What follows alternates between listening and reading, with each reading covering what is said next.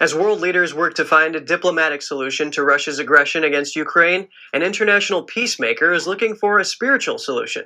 The president of the Global Peace Initiative, K.A. Paul, staged a hunger strike and protested outside the Russian embassy in Washington, D.C. He claims his strike has helped influence American officials to take action. Paul explains more about his spiritual method and how it makes an impact. See, for the last 40 years, I've traveled the world counseling these dictators, but one thing is important. This is probably the most important hunger strike I began and started praying. And immediately I saw the response from the UN, gathering to meet the meetings, and millions of people around the world fasting and praying.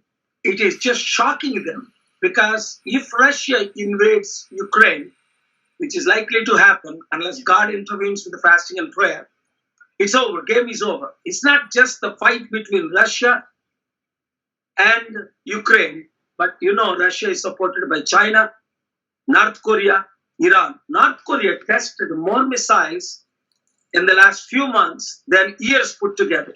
And then the entire NATO, my good friend NATO Stoltenberg, needed prayer. So this is literally, it will drag the rest of the world, not just Russia versus NATO. China sides with Russia in that it says NATO should not allow new members. What is China's role in Russia's potential invasion of Ukraine?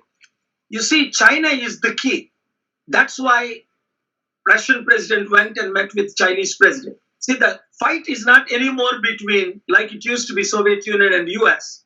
It is between China and US. I have been warning. I've been to China 27 times.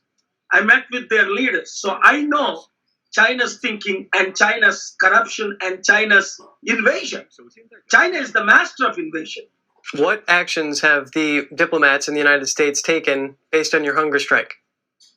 Number one, they have called upon the United Nations to meet together, which I've been requesting. Finally, they did it this Monday. Number two, President Biden turned around and sent the troops, very neat.